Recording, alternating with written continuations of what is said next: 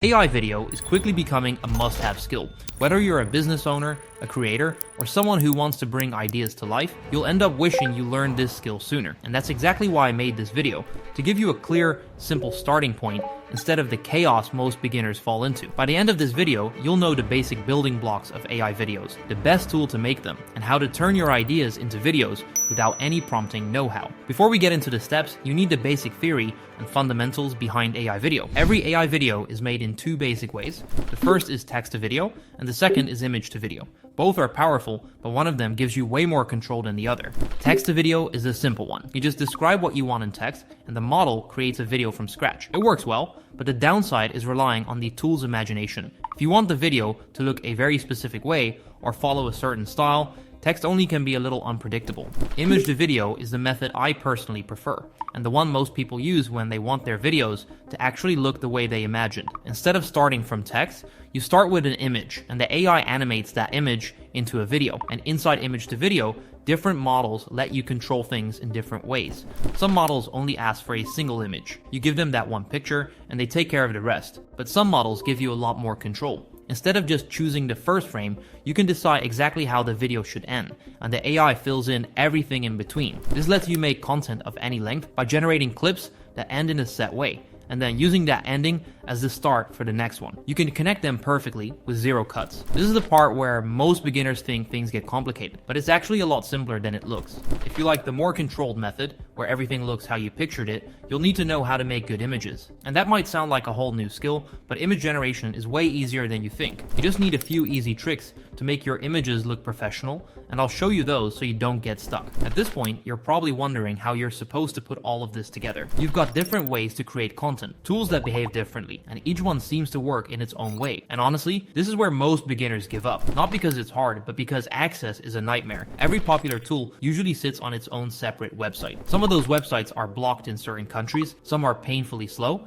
and some barely ever update or charge way too much. And when you're jumping between all of them just to try and learn the basics, everything becomes confusing and it slows you down. That's why the best way to actually start creating consistently is to use an all-in-one platform that puts everything in the same place. But to be completely honest with you, after testing pretty much every all-in-one tool out there, most of them were terrible. The interfaces were confusing, most of the good models were missing, the pricing made no sense, or they just lagged out and never gave out the result. There was only one platform that actually worked the way it should, stayed updated with the newest models, felt clean to use, and made making AI videos 10 times easier. And that place is OpenArt. So now that you understand how all of this works, let me show you everything step by step inside OpenArt so you can start creating your own AI videos in no time. When you click the OpenArt link and sign up, this is the window you'll see. On the left side, you have all your tools, and the ones we're going to use today are the video section and the image section. If I open the video tab and hit text to video, it takes us to the first way of creating AI content, which starts from text. Before we generate anything, we need to talk about prompting. And don't worry, this is way simpler than most people think.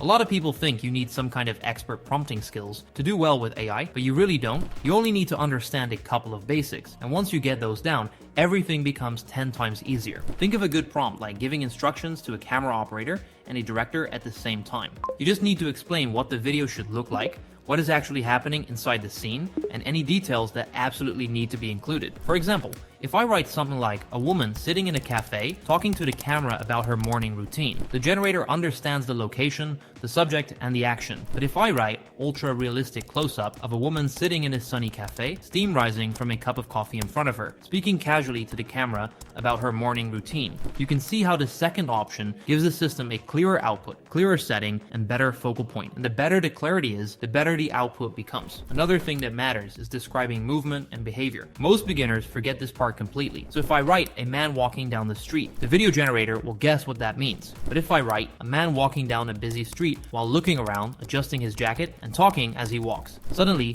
the clip becomes way more lifelike because the generator actually has something specific to animate. And it's the same for mood and style. If you want something calm, you say calm. If you want something chaotic or energetic, you say that too. The video generator follows your tone almost exactly. And now, going back to what I said earlier about you not needing to know much about prompting at all, I actually built something that makes this entire part effortless. I built a custom GPT for you called Prompt Architect, and I'll put the link down below. Once you open it, all you have to do is tell it two simple things. First, tell it which model you want to make a prompt for. I will write make a prompt for Sora 2, and then just tell it the basic direction of your video. I will go with a realistic video filmed by a Gen Z influencer doing a day in the life vlog in Bali, and it builds the full optimized prompt for you automatically. You don't have to think about structure or formatting. So with that prompt ready, we can go back to OpenArt. In the prompt field, we simply paste it in, then in the model selection area, we pick the one we want. OpenArt has all the newest high-end models, and each new release has a tag so you know what's been added. They also drop small updates and short guides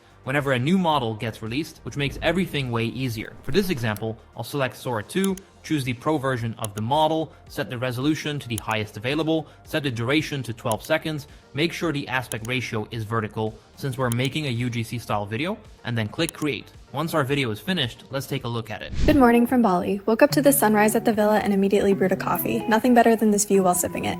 Heading into town on the scooter, the streets are already alive. Markets, incense, so much color everywhere. Spent the afternoon at the beach with friends, just swimming. And honestly, it looks amazing. This is exactly what I meant earlier when I said you often can't even tell if something is real or generated. Everything from the girl's voice to the environment to the general day in my life aesthetic looks incredibly convincing. Now let's test the method I personally prefer, which is starting with an image. If I switch to the image to video tab, another reason I love OpenArt, it's super easy to move around between different setups. You can see it immediately asks us to upload an image first. So before we can animate anything, we need to actually go create that image. To do that, we head to the image panel on the left and hit create image. This is where you generate your images, and you can pick any option you want from the selector at the top. OpenArt offers all the newest image models, and to give you a quick overview, here are some of the ones I personally think are best. Seedream is a great all-around model. Nano Banana and its Pro version are amazing for editing existing photos. The entire Flux lineup is very strong and performs well across almost every type of image. And one thing most people overlook is OpenArt's realistic model. This one is trained to make people look human instead of like AI dolls, which is great for UGC content. UGC, or user-generated content, is a style of ads or content that's filmed in a way where you can't tell it's an ad. It's made to look like a casual video filmed by a creator, and it's hands down the highest converting ad style on the internet simply because it feels real. For this example, I'll be using a model called Nano Banana Pro. It works perfectly for what I'm about to do. I have this screenshot from the iconic Old Spice ad,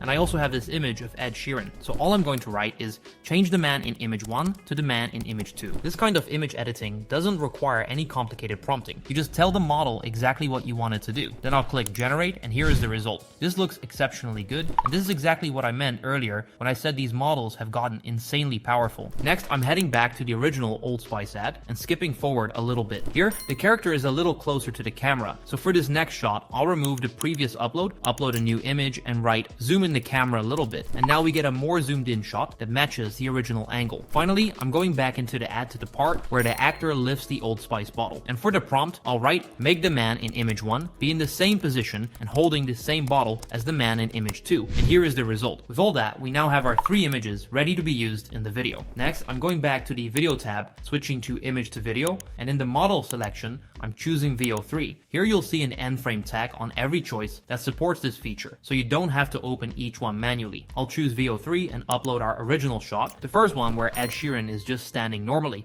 and then upload the slightly zoomed in shot as the end frame. For the prompt, I'll write a single continuous shot. The video begins with a man standing completely still in the exact pose. The camera performs a slow, smooth, constant zoom toward his face. He delivers this line, "Hello ladies, look at your man, now back at me, now back at your man, now back at me." I'll make sure the audio is turned on. I'll set the resolution to 1080p, the aspect ratio to 16:9, and for video mode, it's important to select normal. This part can be confusing because fast sounds better, but it's actually a lower quality mode. Normal is the high quality one, so that's the one I'm choosing. Now I'll click create and let's check out the result. Hello ladies, look at your man, now back at me, now back at your man, now back at me. It recreated the ad extremely well. The only inconsistency I have is the voice, but overall, this is still a really impressive result. Now I'm going to show you the power of the end frame feature. By clicking this button, you'll see the previous end frame shift to the start. For this next part, I'll use our last image, the one where the character is holding the bottle. For the prompt, I'm keeping everything almost the same, but changing the final line to, "Sadly, he isn't me." But if he stopped using lady scented body wash and switched to Old Spice, he could smell like his me. Then I'll click create. Sadly, he isn't me.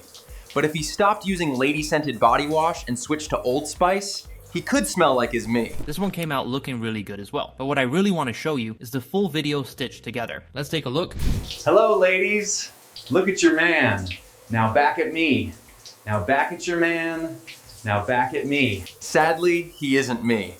But if he stopped using lady-scented body wash and switched to Old Spice, he could smell like his me. Here you can see how smoothly the two clips blend and how well the look is matched. This is an amazing result made with VO3 inside OpenArt. Now, for our final test, we're switching back to Sora 2 because I want to show you how to incorporate items, products, and even phone screens inside your generated videos. For this example, I have a screenshot of Uber's mobile interface. We're going to make a short UGC style ad for Uber. So in the prompt, I'm writing, a natural late 20s business casual woman filming herself on her iPhone in a clean home office. She's holding up her phone, showing the Uber app interface. She speaks quickly and naturally, with small imperfections and handheld movement. The exact script she should say is, Uber made getting around my city so much easier. Booking rides became super fast. Comment the word fast and I'll send you a 15-day free ride voucher to try Uber yourself. Switching the model to Pro, and now we're ready to generate. Uber made getting around my city so much easier. Booking rides became super fast. Comment the word fast and I'll send you a 15-day free ride voucher to try Uber yourself. And here we get a natural video, similar to the first one, with her holding her phone and Uber staying consistent. Another reason I love using Sora and OpenArt is how well it handles small screen details. But it doesn't just stop here. You can do plenty of other things inside OpenArt. One of the features I actually use the most is the Upscale tool. A lot of AI content ends up in low resolution, and if you want it to look high-end, just click here and it takes you to a place that lets you boost the quality. I'm picking 2160p full 4K, and I can even choose the FPS I want it to run at. I'm choosing 120 FPS, clicking Enhance Video, and after just a couple of minutes, I get back this extremely sharp, high-end looking clip. This is incredibly useful if you're posting your AI videos anywhere public or incorporating them into your own content if you're a creator. Another feature I use all the time is the audio tool. Here you basically get access to a high-end voiceover generator that you can use for your own projects, for the AI content you've created, or honestly for anything that needs a clean voiceover. In the panel, you can choose between tons of different voices. You can sort them by accent, gender, age, and even specific use cases. So for fun, let's test out one of the ASMR voices. I'll select Nicole right here, and for the line, I'm going to write, I'm fully AI generated. Isn't this crazy? It's insane to think about this if you ask me. Inside the settings, you can adjust a lot of things. The stability setting lets you choose